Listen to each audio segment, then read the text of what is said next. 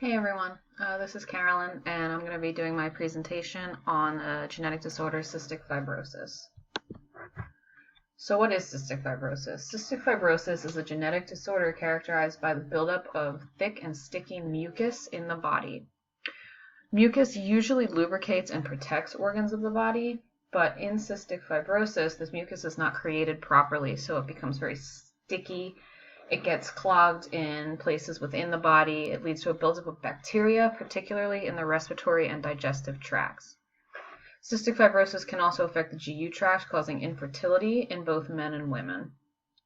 Cystic fibrosis is most commonly seen in the white population, affecting 1 in every about 2,500 to 3,500 newborns. The disease is less common in other ethnic groups, although it does still occur.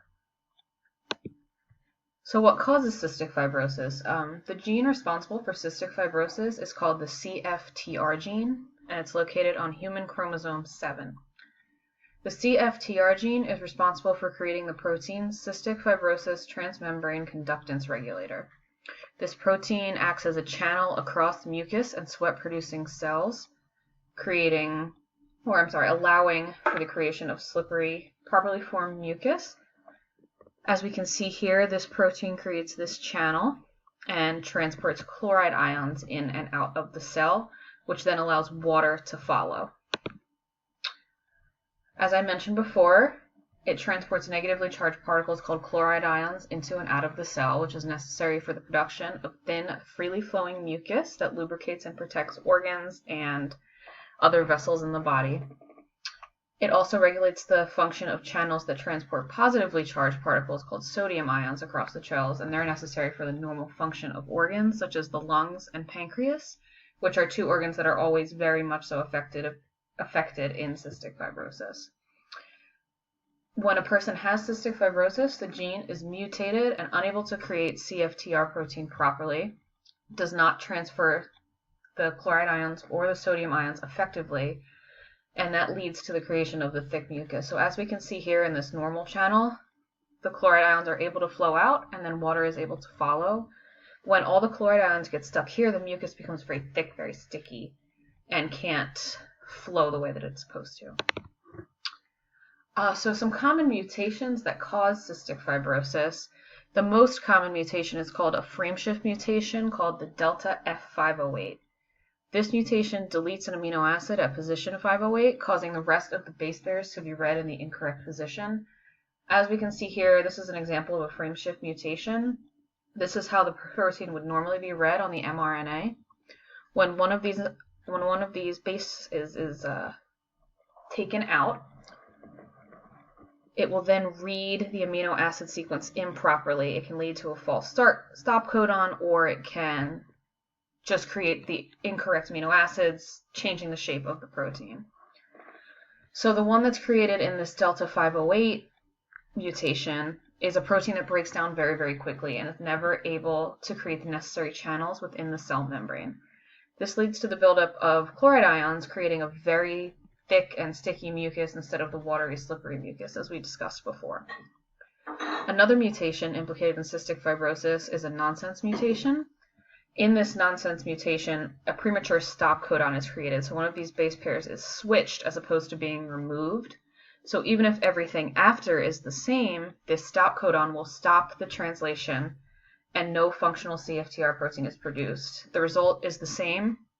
The protein is never able to be created within the membrane. The Cl ions are never able to escape, and the mucus becomes sticky and thick. Some common characteristics of cystic fibrosis.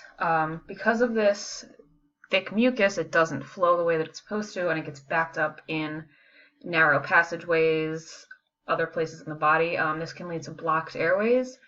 Bacteria is able to proliferate much more freely in the sticky mucus, so there's frequent bacterial lung infections. Lung tissue fibrosis, because the sticky mucus causes scarring, and so the lungs are not as elastic as they're supposed to be. Cystic fibrosis-related diabetes, Crohn's disease, which is a GI problem. It can also lead to very fatty bowel movements, and a disorder called congenital bilateral absence of vas deferens, in which mucus blocks the vas deferens in men, and other fertility problems in women. So the mode of inheritance for cystic fibrosis is autosomal recessive. This means you must obtain one recessive mutated gene from mom and one recessive mutated gene from dad. If a person only has one of these mutated genes, they will not have cystic fibrosis, but will be able to pass the gene on to their offspring. So they're what's called a carrier of cystic fibrosis. I've included a few Punnett squares here.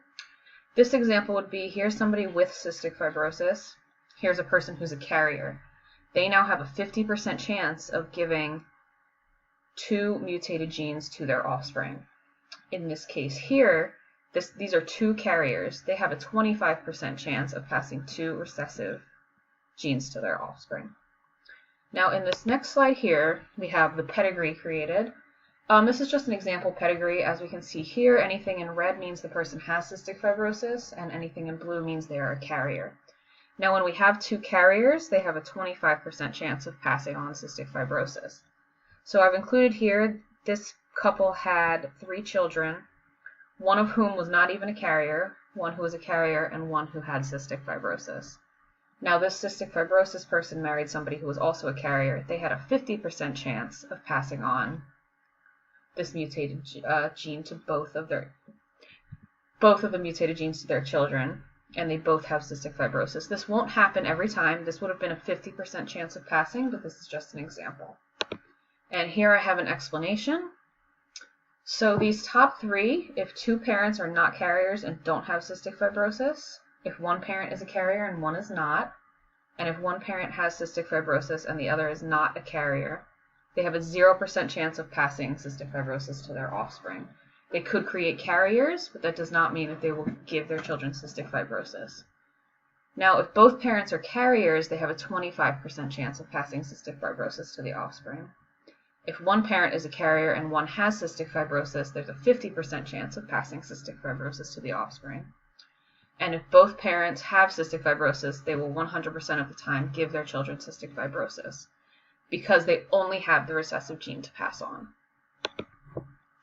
Now, there are genetic tests to test for cystic fibrosis. The main test is the Cystic Fibrosis Gene Mutation Panel. That is the one that checks for the mutations in that CFTR gene on chromosome 7.